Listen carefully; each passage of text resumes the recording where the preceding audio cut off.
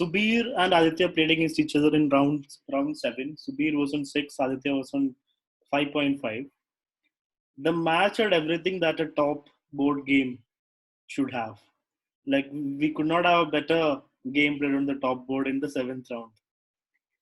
So there were two critical moments during the game, and those two were two exchange sacrifices. So first, Aditya exchanges his rook on c3, a typical exchange sack in the Sicilian, and then Subir returns a favor. And we have a very high quality game where all the moves were close to perfect, and it ended in a very nice stalemate draw. Let me take you through the moves. We have a Sicilian from Aditya, Sicilian defense, knight f3, d6, d4, pawn takes, knight f6, knight c3, g6. So we have the dragon Sicilian, where the bishop comes to g7. f3, so you can see that white is preparing to play g4, h4, and castle queenside already. Bishop g7, bishop e3. So as is typical against a dragon, you will play a queen d2, castles, play bishop h6, put everything on the black king, right? And win in most cases. Which is why dragon is considered that sound at the top level. Okay, castles, queen d2. Subir is preparing for that, for the attack. Castles, rook c8, bishop d3, knight e5, and bishop h6. Bishop takes, pawn takes, rook takes c3, the first critical moment of the game. Black decides to exchange off the rook for a knight. In return, he will get good attack on the king side, a little weak squares, weak dark squares around the king, which he can exploit. So it's a typical sacrifice in the Sicilian defense, where you take on s3 and c3 and open up the king a little bit. a5 was played. You don't want this pawn to come forward, right? So white plays a4 himself. Now the weak squares are even more weak. a3 is a little more weak. b2, a2, a3. c3 is already a target. Now queen c7, keeping an eye on c3, attacking c3. White moves back with his queen to defend c3. Rook c8, putting more pressure on c3. But the last thing black wants is to play queen takes pawn, because then it will be an exchange of queens, and white is just an exchange of. So white ignores that threat on the pawn, which is not really a threat. h4 was played, threatening g4 and h5. Black plays queen c5, h5 directly. So Subir is already preparing for his next move. Knight takes h5, and here comes a second critical moment. White gives up the exchange here. Rook takes h5. Returning the exchange, now the material is equal. In return, white has got the blacking a little more open. So queen g5 can come, rook g1, g4 can come. Let's see how he continued. So it looks scary for both sides. It's a very thrilling position right now. From here, anybody could get checkmated. One mistake and you're done. It's that kind of position. White plays queen g5, black blocks it with knight g6, knight f5, basically making another exchange. Bishop takes f5 is kind of forced, because otherwise knight h6 is coming. Knight e7 is a threat right now, and you can defend it, but yeah, these are the threats. So bishop takes f5 is kind of forced. He takes. Now the knight is hanging, right? The knight cannot move, but the pawn is also pinned this way. So the knight is not really hanging. It will hang only when the queen moves out. But the queen cannot move out and defend the pawn at the same time, because g4 is not an option. So black is still fine. It's not winning right now for white. If this pawn were not there on h5, we can just play queen g4, and we win the knight. But here, if you play queen g3, queen takes f5. So that is the problem. e6 was played. Again, you cannot take the g4 to defend that pawn. Black plays h4, f4,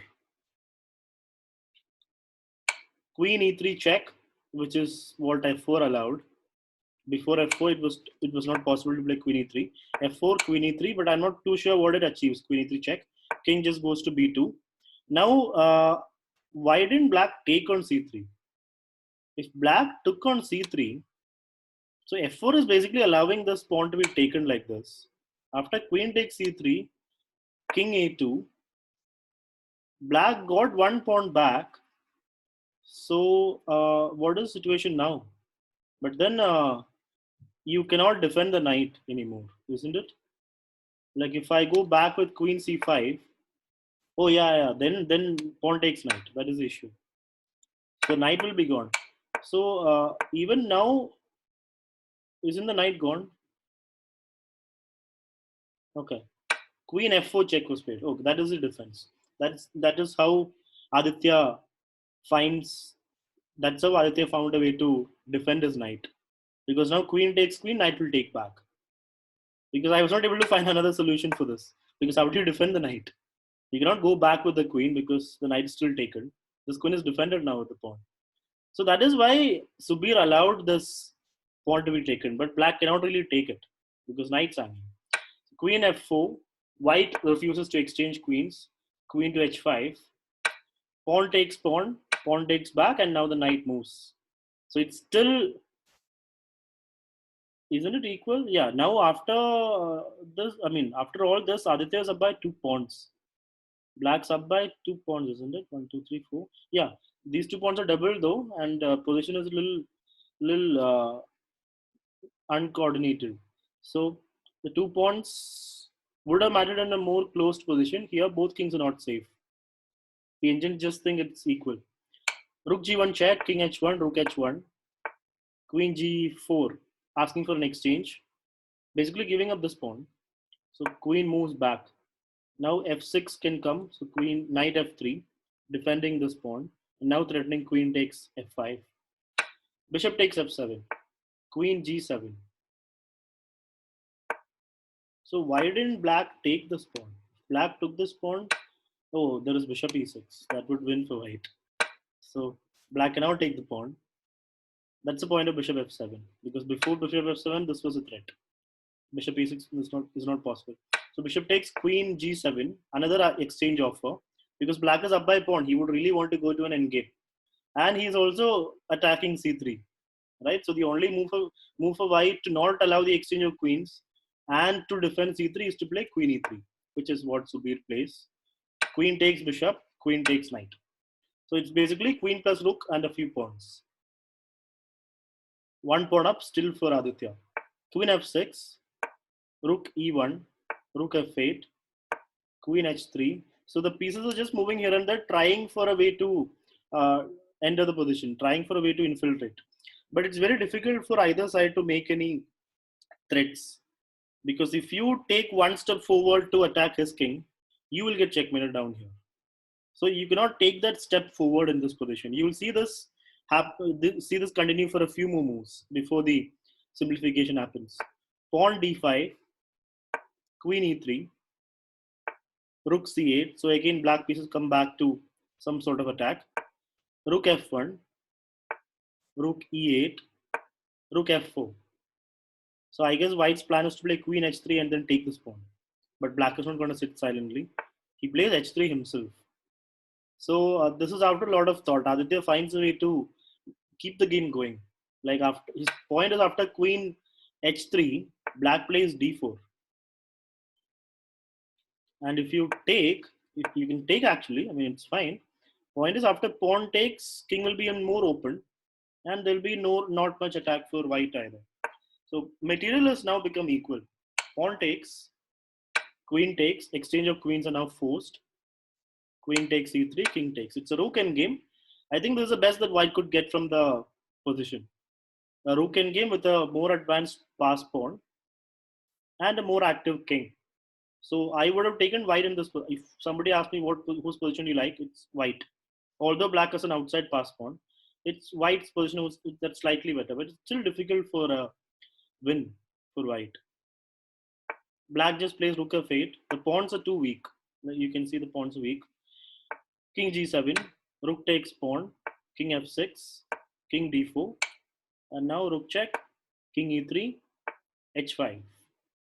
So white has to keep an eye on this pawn also to stop any. If it reaches h3, it can become a problem. Rook c8, another exchange offer. I guess he'll take it, and then rook b7, king takes, rook a2, and we have this interesting position. Interesting, but still a dead draw.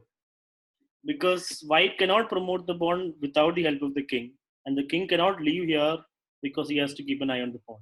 And if rook comes and takes the pawn, then this pawn will be taken by the black rook. So it's a situation where it's just a dead draw. Black pushes a pawn, king f3, rook h a3 check. And now one thing you need to notice is the time. Aditya was running very low on time here. King g2, king g4, rook check, king moves, rook h3, king comes back, king f2, h3, king g1, rook a2, rook f7, h2, king h1. So this is like that Philidor draw position. Even without this pawn, this is a draw. White can easily draw this by just, repeating checks. The king cannot go too far away from the pawn, black king, because rook will come and pick this pawn up. So that's exactly what happens. Now king h3, rook f1. So this is an interesting moment, not in the context of the position, in the context of the match, because Subir can easily make a draw by just playing rook h7, king g3, and then rook check again. If he comes up, then of course rook h7 will make an easy draw. So that is possible, but Subir tried to, take advantage of Aditya's time situation. A very clever thing to do. I mean, he has just got 55 seconds. So if White can just prolong the game a little bit, as we're playing without increment, he could win on time. So that's what Subir tries here. He just keeps the game going. So in this position, after rook f1, he plays rook f1, allowing rook takes h2, right? But that took some time of Aditya. He has to think why Subir played rook f1. What's the point? Why did he give up that pawn? It's still a draw only for White. King g4, and now he makes a few more moves, trying to prolong the game. Rook a2, rook goes back, king g3, and now the check starts. Now there is no more way to prolong the game, because if you try to prolong the game by moving away, then there's a mate coming. So you cannot do that. So White has to keep repeating the checks. This is the exact Philidor position that we know as a technical position. Black has to stay around the pawn, and now White could not resist ending the game like this. Rook h3, a stalemate, right? I mean, you can repeat moves and make a draw, but why make that boring draw when you can make a slightly better looking rook h3 stalemate? He could not resist that. And yeah, we have a draw on board number one between Subir and Aditya. It was a very interesting game. Let me just take you to the critical positions. The first one was the first exchange sack over here. Rook takes c3. That's a position where black took the initiative for some time. And then comes h5 and then knight h5. Second critical moment, rook takes h5. The second exchange sack. And after those two exchange sacrifices, we have a few precise, perfect moves from both sides. And we reach a picture perfect draw after king takes h3 stalemate.